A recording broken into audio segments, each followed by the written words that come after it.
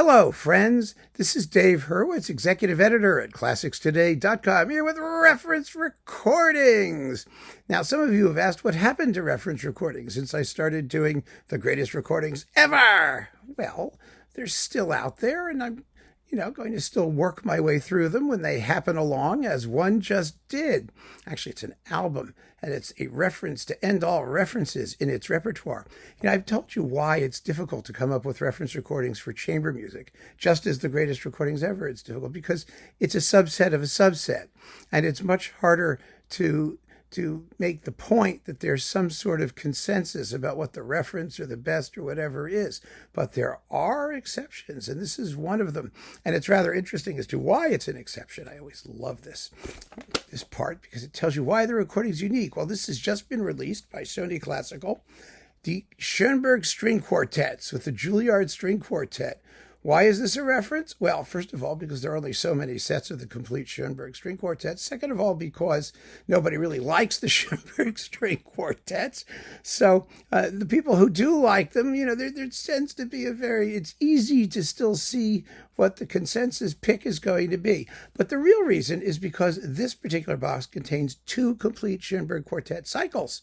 There are 4 or 5 quartets, depending on if you count the early D major quartet. But here's the thing that really gets you.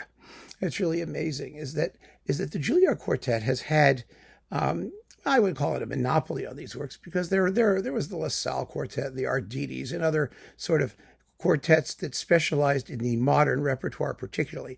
But the Juilliard did not just specialize in the modern repertoire. They did everything, and they did everything really well. And Schoenberg was sort of a special thing for them, because they recorded the first complete Schoenberg cycle, and they did it for Schoenberg. When Schoenberg was still around, and he approved of their performances. As it says here at the back, when the Juilliard Quartet played Schoenberg's first quartet to the composers, he said, you played it in a way that I'd never conceived it.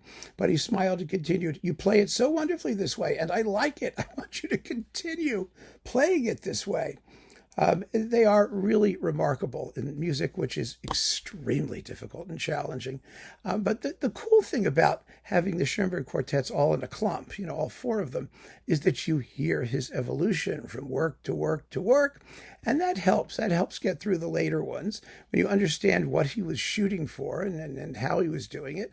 And the last 2 quartets, 3 and 4, are never going to be easy. And you may not want to listen to them every day or every week or every decade, but they are fantastic, wonderfully well-written pieces, and expressive in their way. Once you sort of figure out what he's going for, I don't think I have yet, but I'm taking his word for it.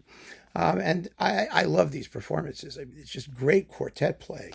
But let's see what you get in here, because it's not just the quartets in this lovely box of how many CDs? 7 CDs. Really, it's quite a legacy. I'm always waiting for Sony, to do like a huge Juilliard Quartet box. They've done lots of small Juilliard Quartet boxes, which may be smarter. It may be the better way to go, because, no one's going to want to buy 175 string quartet discs with a lot of duplication. So it might have been smarter to do it that way. But let's see, because you got to get the dates of these things. It's important. So here we are. Okay. Quartets 1 and 4. Now, these were recorded in oh my goodness, the joy of age, 1953. They're mono recordings, obviously.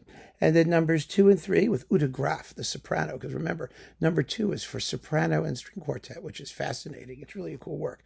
I've seen it live a couple times, and it's really very, very interesting and fun to listen to. 1953. So this was all done in 1953. And here they are, beautifully remastered in glamorous mono sound. And they were landmark performances, and they remain so. They were the reference. It's an easy call. When you're doing something no one else is doing, and you're the only show in town, basically, that's on a major label and that's getting that kind of promotion, it's not a difficult choice. All right, so then we get the stereo things. So you've got the 4th quartet on CD6. What am I doing on CD6? 3, 4. Oh, okay. CD4 has, CD3, pardon me, gives you the string trio which is much tougher than any of the string quartets to listen to. Oh, it's a torment. Really, really rough. And then the Ode to Napoleon Bonaparte with Glenn Gould playing the piano, quite wonderfully, by the way, and John Horton recitation. Then on CD4, you've got this first string quartet again, the new recording of it. Is there any difference between the old recording? Well, yes, of course. I mean, the personnel is different, first of all. But it's still, let's see, what have we got here? Is it a little faster, a little slower, a little louder, a little softer? It's a little bit slower, a little bit more relaxed, but only by fractionally. Well, the last movement has an extra minute, but that's okay. Then we've got, let's see, string quartet number 2 with Benita Valente in the new version, string quartet 3, string quartet 4, the string quartet in D major, the early string quartet in D major, which is really good to have. And then on CD7, you get Verklärte Nacht, which is absolutely marvelous with Walter Trampler and Yo-Yo Ma. So they know what they're doing. And the string trio again. You get to torture yourself with the string trio twice. Lucky us. There's certain pieces of Schoenberg that I don't think I'm ever going to get. The Wind Quintet. Ugh, oh my God. But the quartets, I think I can. And this was a very important set. The first cycle was important when it came out.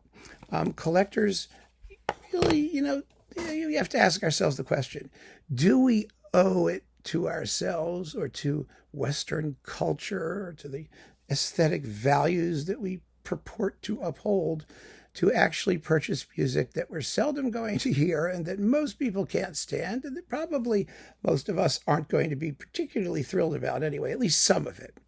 And my answer to that is a qualified yes. It's a qualified yes because, if you're just doing this to find things that don't challenge you, then forget it. And that's fine. It's really fine. Life is too short. If you're not up for it, that's fine. But if, on the other hand, you acknowledge the fact that Schoenberg was an incredibly important figure musically and historically, and he was. There's no question about that. And that these are powerful, extremely well-wrought statements that deserve a hearing now and again. And I believe that personally.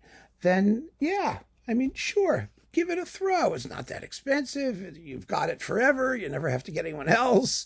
It fills out your collection. And this has been done right by Sony. It's really been done right. You get a decent booklet note, and it's all of their Schoenberg recordings. And that's the way it ought to be done.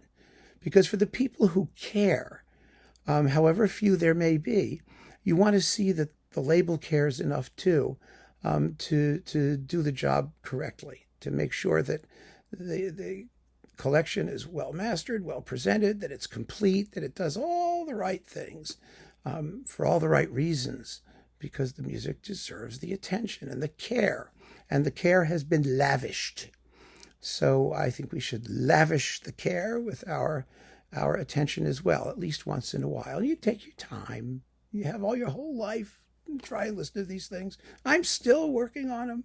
I probably will be to the day I die, but that's okay. That's okay. You wait till no one else is in the house. The cats are being boarded somewhere, and then you give the quartets a throw and see what happens. Anyway, keep on listening, friends. Thanks so much for joining me. Take care.